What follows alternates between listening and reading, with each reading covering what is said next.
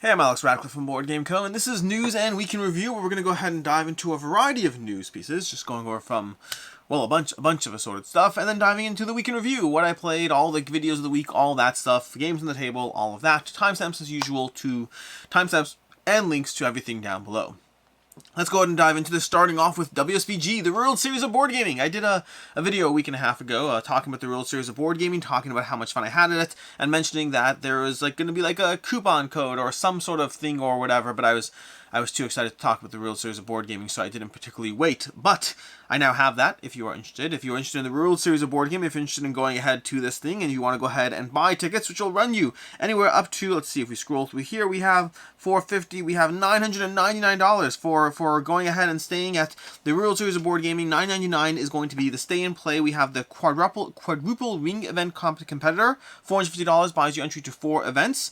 Or then we have the $999, which buys you entry to 4 events. It also buys you up to some guest passes with an additional cost attached to them, as well as, and this is the kicker, a 4-night room reservation at Bally's. So you can have a bunch of those things. We talked about this in my World Series of Board Gaming video. You can check that out. But in case you are interested in this, they have a coupon code. Basically, if you go ahead and use my link down below, I'll throw it there, and then use the coupon code BoardGameCo. I'll have all that information in the description. You get $40 off either the stay and play or the quadruple ring event competitor. So not a huge amount off, but if you're interested in going, it's $40 off, so you may as well take advantage of that if or when you can.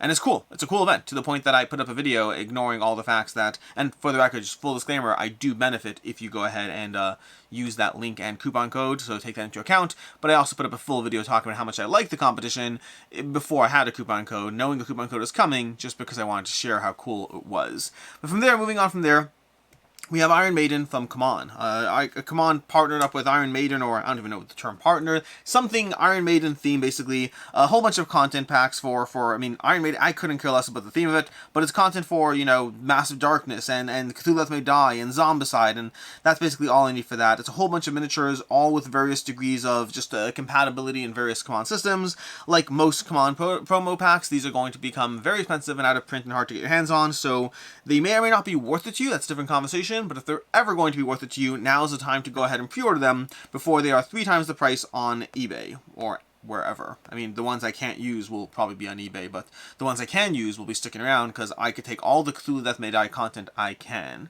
Speaking of which, well, not speaking of which yet, but in the second week, speaking of which, we have the One Ring. The One Ring from Freely Publishing, the One Ring role-playing the world of the Lord of the Rings. They have this coming from Freely Publishing. More RPG content. I really need to play an RPG at some point. It will happen. It shall, totally, probably, maybe. But going back to Cthulhu Death May Die, Fear of the Unknown. Cthulhu Death May Die, Fear of the Unknown is launching on the 26th. On November 26th, no, we're in October. On October 26th, Fear of the Unknown will be launching, and you can bet that I will be all in on that day one. I'm actually notified to go.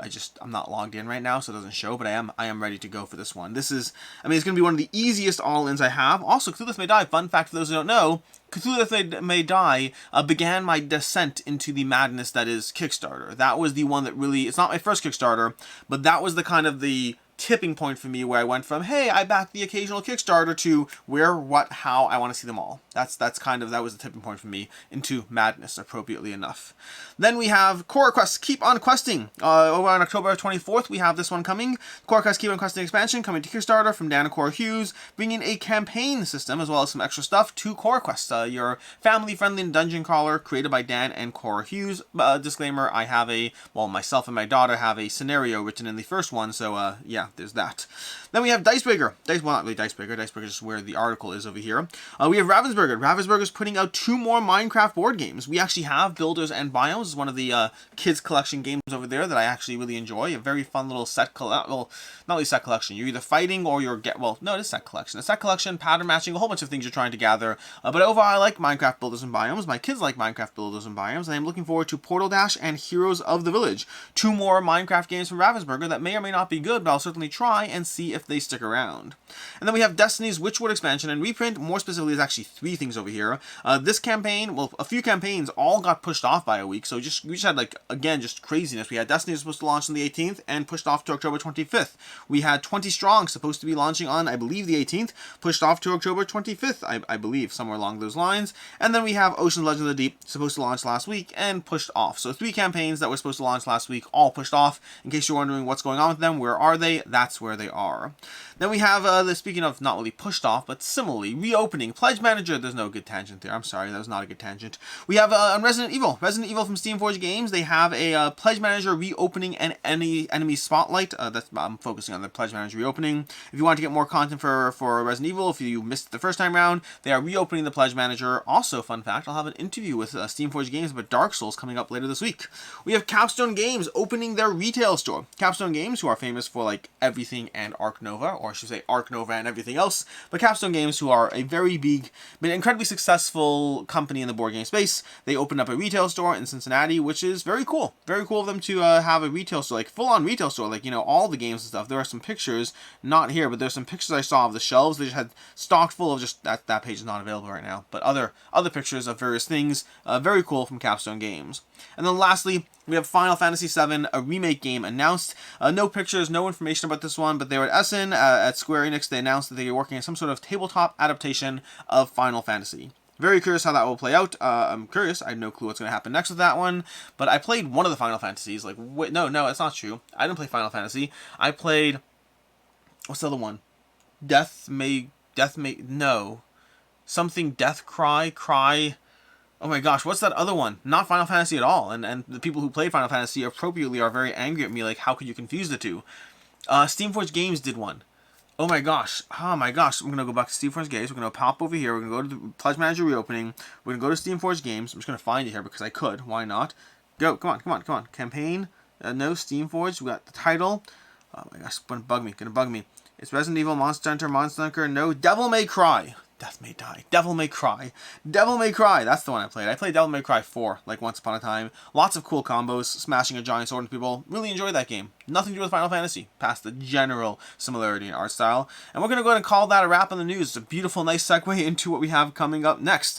So, with that, let's go ahead and close this up. And we have new stuff. Not new stuff. We have Topic of the Week. Topic of the Week this week is a very short one. Well, they've generally been short a lot recently. But we have solo play. There's a video from Rolling Solo, from Adam Smith from Rolling Solo, who he did a video, I don't know, 6 months ago, 9 months ago. He did a video a while ago that I really enjoyed. I may have shared it at the time. I may have shared it in my week in review. I generally do try to share, like, fun videos I watched in the board game space. Speaking of fun videos in the board game space, have you seen the amount of Oathsworn content going on in the board game space? Well, we'll talk about it soon, because that's actually my week in review too. So we'll talk about that soon. But anyway, either way, Adam Smith from Rolling Solo did a video a while ago talking about how solo gamers get the most out of their board games. It was a fascinating video that I really enjoyed. I didn't agree with the stats or the numbers in the video, but I agree with the premise of the video. And to be clear, I'm not saying I'm right. I'm saying I didn't agree with it. But overall, the premise was that solo gamers get a lot of value from the board gamers. People who play games solo, when you buy a game for solo play, you can control that it gets played. Contrasted with, I don't know, what's a game behind me that I can see? Clash of Cultures, I need to wait until I have 4 people, myself included, who want to play the game. Actually, 3 is probably better. 3 or 4 people who want to play the game. I need to wait on them, and they need to be interested in the game, and not picking another game that they already know. And it can be significantly harder to table games that require multiple people, and it's a much more of a guessing game of will you or won't you get it played. When you buy a solo game, you, the person buying it, are the only barrier. You can decide if you're going to buy 50 games more than you have time for, or whether you'll buy the appropriate amount of games, but you have more control over getting the most value from your game. You want to play a game? Play a game. No one else is around? You still play the game. It's wet and rainy outside, you don't want to head out to your game group? You can still play a game. I was talking about the general nature, the general aspect of just the ability of a solo gamer to play games more frequently, more commonly, with greater access, whatever you want to call it, than non-solo gamers. That was the general premise. And I liked the video at the time. The only thing I disagreed with, by the way, wasn't that premise. I disagreed. I think he said he believes most gaming is solo, and I disagree with that just from a number stance, but I don't have stats to back it up. I had stats for circumstantial evidence, not for factual evidence. But the premise I thought was interesting. I thought it was a great video. I'll link down below. Highly recommend watching it. It was a inspired by a video from Rob's Gaming Table, Rob Oren, I believe. He did a video about solo modes and stuff that weren't really solo modes, or games that say one player account when they really mean we have one scenario for one player account. But both of them are fantastic videos. But the Adam Smith video was just really a solid video. And the reason I'm thinking about it now is this past week, well, this past month really, we've had a lot of holidays. And like Jewish holidays, to be clear. There are lots of Jewish holidays this past month. And that has meant that I've been offline a lot more often, and playing games, my dynamic of playing games locally has shifted a lot recently in terms of my game groups. I have different game groups in different ways, and different people I play games with, both online, both offline, a whole bunch of different circumstances, from family to whatever, to this to that.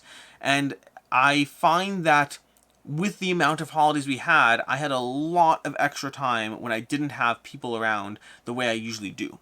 And I usually play solo games, don't get me wrong. I do play solo games here and there. It's a frequent thing. I get into it. But I found this particular past month, I've had a lot more opportunity to dive into solo games to an extent that I never have before. I'm playing plenty of games with other people still. Getting plenty. I mean, it's essential. Given the amounts and types of games I play, playing with others is an essential component. But I just found myself having opportunities for solo play in a way that was larger than it has been in a long time, but not with any problem attached to that. Meaning just the ability of, oh, no one showed up today. Okay, I'm going to go ahead and play these 7 solo games and call it a day. And it was nice. I've always appreciated, that's not true, it's a lie. I was going to say I've always appreciated solo gaming. I haven't. For once upon a time I did not. I tried getting into it when I first got into gaming. It wasn't for me. It took probably 4 or 5 years into the hobby and playing Spirit Island. But that was the game that really pushed me over the edge into solo gaming. But it took me a while, but when I finally found it, I really enjoyed aspects of solo gaming, but it still wasn't my go-to. It was my backup. And even now, it's still my backup. Now, it's not my go-to. Sometimes it's my go-to, but more often than not, it's still my backup. Not because I don't like solo gaming, just because I have a lot of people who I'm playing games with, and so that usually I try to play games with the people in my life. But the solo gaming does happen as well. And sometimes there are specific games that lend themselves more to solo gaming, and that's where I really do enjoy it even more. But I just found that the amount of games I got to play solo because no one else showed up, it kind of lent itself to that video concept, the whole concept that Adam Smith was talking about in his video, the idea that you don't need to rely on others around you for solo gaming. And it gives you that extra tool. Not that you shouldn't have people in your life, have people in your life, rely on them, all those good things. Plenty of social elements to gaming that are very satisfying. But it's also good to have that backup aspect of the hobby. Even if you are not primarily a solo gamer, even if it's not your thing, if you can get yourself into solo gaming to a degree, if you can have some degree of games that are worth appreciating solo, well, then you have your backup. When game night doesn't happen, when people cancel, or when you just haven't gotten the regular consistency you want, whatever it is, solo gaming it lets you enjoy many facets of the hobby, and you don't need to rely on others. And I overall appreciated that. And I think I appreciated it more just this past month, just because of how frequent it's been. So solo gaming, it's a good thing. That's my topic of the week. Good stuff, good stuff. Anyways, moving on from there into what I played before we dive into the actual videos. What I played, most of this is still in my inbox. Let's go ahead and find it. I take notes in my email and then eventually move them over to my logged plays, which I think from here we're currently still in my email from last week. So, what do I have over here? We have a few things. So, Wednesday I got play of Patchwork in, as well as Cartographers. Thursday, I got 3 plays of Dinner in Paris, and a bunch of plays of Dinner in Paris. That's a game that I've been meaning to get to review from a while, from Hachette Games? No, from Fox and Friends. Dinner in Paris, interesting game, we'll talk more about. I'll be reviewing that one. We have Roleplay Adventures, again, playing through some of that. We had Ticket to Ride. I got into play of Ticket to Ride, which I haven't played in a bit. That was fun. Ticket to Ride is always an enjoyable, simple, accessible experience. We have Mosaic. I played the Mosaic solo, because I was prepping for a solo play on the channel, so I got an early play Mosaic and solo. Then on the weekend, again, lots of stuff happening this week. We have Meeples and Monsters. I played Meeples and Monsters from AEG. We'll be diving into that more. I got some solo plays of Imperium the Contention in. That's one I've played a few times multiplayer, and I'm starting the solo campaign to dive into that before reviewing it. We had a whole lot of Dark Souls, like a ton of Dark Souls. Like half of Saturday was playing Dark Souls just the entire day. This goes back to the whole solo aspect. Like I said, I've been playing a lot of solo games. But Dark Souls, going into the Painted World of Ariamis. We'll have some review content around that at some point. We have Warriors. Warriors from who's it from? It's from Funko Games. Warriors from Funko Games is a cooperative game of basically from the film, I guess. I don't actually know the original IP, but you're going through a progression of fights, so we'll be reviewing that at some point on the channel. We have Monster Flux. That's the second time playing or third time playing a Flux game. First time playing Monster Flux. Then we have Calico. Calico is always fun. Still enjoy that one. It's just simple, accessible. I really enjoy Calico Cascadia. That's just a good series of games. We have Cartographers. Been playing a lot of Roll-and-Writes recently. Cartographers got some more play. On Sunday, I played Innovation, which I haven't played in years. I managed to get a good play of Innovation in with my wife. It's one of her favorite games, and I got the deluxe edition just to play with her. I need to sleeve it, though, because it's not sleeved, but Innovation is a lot of fun. Really enjoy that one. Then we got Zoo Tycoon played. Zoo Tycoon from Triceratops Games and from the Zoo Tycoon IP. Started playing that one. That is a really, well, let's spoil it. It's a really solid game. We'll have a review going up later today. Really solid game. We have Skyrim. I dove back into Skyrim from Modiphius Entertainment. Skyrim Games is one that I played the Skyrim on TTS when they had the Kickstarter. Dove back into it just to reacclimate myself to the world. We'll be talking about it more as I dive into it more. Should have an unboxing going up soon, if not already. No, the unboxing went up this past week. Never mind, the unboxing went up this past week. We have Monday. We have More Meeples and Monsters. No, that's not true. That's the wrong day. No, that's the right day. More Meeples and Monsters. We have Last Aurora from Ares Games. Dove into that one. That's a fun, very post-apocalyptic style of game, which we'll be talking about more in a review at some point. We have more Zoo Tycoon. We have Tuesday, My Little Flower Shop from Dr. Finn's Games. I've played the roll-and-write version of it, have not played the official one. I will talk about more in a roundup review. I find Dr. Finn has a lot of filler games, some of which appeal to me more than others. They're always enjoyable, but a lot of them are also forgettable to me because they're very, very light in what they're doing. Then we have Here Be Dragons. Here Be Dragons. Had a chance to dive into that one. Where is that? That's somewhere. We'll be talking about more in the review as well. It's kind of a combined Carcassonne with a lot more going on as you explore the world, build up your little city and whatnot, and have a whole bunch of encounters and events going on in it. We have Pendulum, which is way overdue. I finally dove into Pendulum. I'll be getting a few more plays in. At some point, I'll have some review content on the channel. That was one that I've had in my collection for since it came out. I've had it. Been meaning to review it. Never got around to it. We have Hidden Leaders. The expansion for Hidden Leaders. Dove into the expansion for Hidden Leaders a few times. That just introduces a few new modules. We'll have review content that soon. Similarly, we have Oceans. I dove into the Oceans Legends of the Deep expansion. It's a modular expansion with some Legends and then solo mode. Did not play the solo mode. Did play the Legends. That's a fun addition to the Oceans gameplay. We have Imperium the Contention. More solo play for Imperium the Contention. Diving into that solo mode. Then we have Gloomhaven, diving into a few games of Gloomhaven over on Twitch. We have Power Rangers Deck Builder. That is from Renegade Games. They have a Power Rangers deck building game that is decently fun. We'll have a review of it at some point. It's decently fun, but I think it really stands out if you like the IP, and otherwise it's just decently fun. Then we have Babylonia. Babylonia from, I don't even know who the publisher is, but Babylonia from Reina Knizia. I don't know the publisher, but really solid game. I'll have review content of that at some point. We have more plays of Framework. I have not reviewed it yet. I need to review Framework from Pegasus Bill. I'll be reviewing that at some point. It's an Uwe Rosenberg title that if you like Sagani or Nova Luna, very similar styling to it. We have Dixit, which I have not played in so long, but Dixit is absolutely fantastic. Then we have Cantaloupe from Friedman Feast. I really enjoyed it. I mean, I haven't finished it yet. I'm still in the middle of playing it, but it's like a Myst-style point-and-click, almost like a point-and-click combined with an escape room. Really, really, really solid. Yeah, we'll talk about it. I'll review it at some point, but really solid. Then in less solid, but enjoyable nonetheless, we had Pegasus Spiel, an Undo game. They have an Undo series. I played one of the Undo games. I've played them before. This is my second Undo game. Really solid concept, but I find they're a weaker line in the escape room chain. And then we have on Wednesday another solo play of Mosaic. And that catches me up to the What I Played conversation, which brings us to Weekend Review. So, Weekend Review. This past Saturday I put up a review for Airmail. Airmail is a totally fine game. I thought it was okay and enjoyable, but also not one I particularly need to continue playing again. We have later on Saturday we had a review for Bestiary of Sigilum, which I really enjoyed. That is a head-to-head game of building out your army, drafting your creatures and whatnot, using your powers and abilities on a very small condensed map as you try to use your powers and abilities and time them up well against each other. Really enjoyed it. Later on, that was on Saturday. Then on Sunday we had an Oathsworn review. This was an obnoxiously titled video where I called something like the best possible game ever or something. I made sure to include in the thumbnail like BGG scoring, meaning it's not my favorite game of all time, but arguably speaking, it is rated incredibly well with a 9.3 on BoardGameGeek with over 1,500 votes so far. That is incredible. incredibly well rated. Like, arguably the highest rated game on BoardGameGeek, depending on what systems you take into account. But that said, yeah, just really a 9.3 with 1,500 ratings is insane. There are no games on BoardGameGeek with that degree of popularity with that many ratings. But anyways, Oathsworn is fantastic. Overall, very enjoyable. And there's been a ton of review content for it. A ton of content for it. They have a Kickstarter up right now. 12,000 backers, $2 million raised. It's doing incredibly well. And that's because it should do incredibly well. It's a very, very, very good game. Then on Monday we had 2 back and not to back, going into a whole bunch of campaigns. Did we have Oathsworn there? No, Oathsworn went up after. Oathsworn's going to be in next week's 2 back and not to back. I don't remember what we had in 2 back and not to back. A bunch of games. Some that I backed. I don't remember what was there. We had Deep Madness in there. Other campaigns that I don't remember. There were like reprint stuff. There was some bunch of reprint. Wait, Wonderland's War. Wonderland's War, I backed that one. That was a reprint and expansion. And then there was one more that I backed as well that was a reprint and expansion. But I don't remember what it was. Either way, Tuesday we had a review for Basilica from Portal Games. That was overall pretty solid, 3.5 out of 5. I enjoyed it. It's a reprint of the original Basilica, which I never played.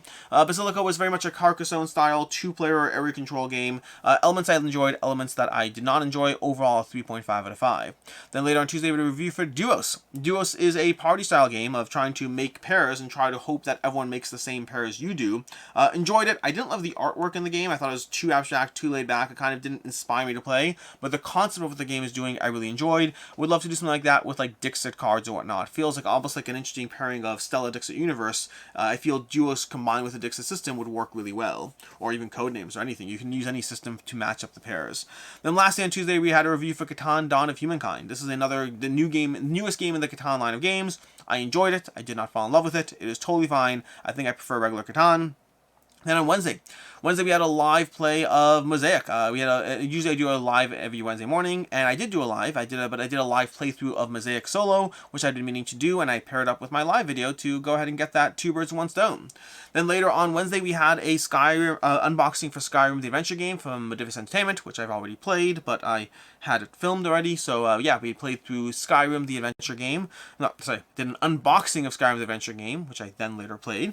Then we have on Thursday we had what we backed for September. Going into the games we backed in September, including Quad Heroes, Forsaken, Dune, a bunch of games. You can go ahead and watch that if you want to get a full roundup of the games I backed. September was one of the more expensive months I've had in a while. I've generally had better shelf control, but September definitely has a lot of games, and October's not much better either. There's a lot of games I'm backing. Then on Friday we had a game a day update challenge. On Friday, we had the Game a Day Challenge for September. Basically, every single month I've been doing a video on the games I've played that month. Basically, I'm doing a challenge where I play a new game every single day, and this was September's month of games. We had Trudvang Legends, we had The Loop, we had Roleplay Adventures, a whole bunch of games. Lots of solid games in September. Lots of good games that I got played, which are always very solid, always very enjoyable. And yeah, that's Friday's video. Which brings us to today. Today we have a few things going up. We'll have the review for Ocean's Legends of the Deep going up, as well as the Zoo Tycoon review. Both of those should be going up. One's basically just an expansion review. One's a full review for Zoo Tycoon, which I really enjoyed. Spoiler to that. And then lastly, next week we have a few things going up. We have 10 games I can't seem to get tabled, which ironically I think I already told you one of them. I filmed this a few days ago, and then I proceeded to immediately play one of them because I was inspired by the video. But you can check that out. So that's 10 games I can't seem to get tabled. Basically, there are a bunch of games that I've been trying to play for a bit and just haven't been able to get played, except for like 1 or 2 that I played since filming the video because I felt inspired to. But that was basically that's the video we'll have going up later this week. We have a Dark Souls interview, like I mentioned already, an interview with the Steamforged team about Dark Souls, their new core sets, why they have them, questions about all that stuff, the design process, things like that. And then also I will probably have on Sunday going up a large giveaway. Probably on Sunday, so you can check that out. Also, now that I said the word giveaway, if anyone responds to your comment with giveaways and links and all those things, make sure not to click on those in any way. All giveaway stuff is handled directly via alex@boardgameco.com. Lastly, brings us to the games on the table. These are the games I hope to play this week. We'll see which ones I get to. I'm feeling, I think I can get at least 3 out of these 4. We have Horizon Spirit Island. Really hope to be playing that one. Speaking of solo games, I likely will be diving into this one shortly.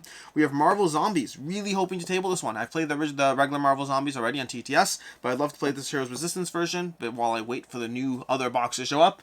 Then we have Planted from Phil Walker Harding. This is basically because I got Horizon Spirit Island and I wanted free shipping from Target, and I saw this Planted from Phil Walker Harding and was intrigued because I like Phil Walker Harding, so I know nothing about this game, but I hope to play it this week. And lastly, we have Resurgence, which showed up. This one, I'm excited for this one, from Half Kingdom Games. Resurgence from Stan Kodaski. Fantastic game. Really hope I can get this one tabled. My game group has been asking about this actively. They really enjoyed it. A lot of prototypes I don't really expose my game group to. My regular game group, I don't heavily push prototypes on them. It's only if I really enjoyed it, then I'm like, hey, I know this is my job, but also this game's awesome enough, you should totally play it. And Resurgence, they really liked, and we're excited to dive back into that one. And that is what we have over here. That is your weekend review. Until next time, I'm Alex Radcliffe from BoardGameCo. I hope you have a fantastic weekend, and as always, I hope you have a good one. Which is basically, I just said, I hope you have a fantastic weekend. So that really already counts. So yeah, you can do both. It's all good.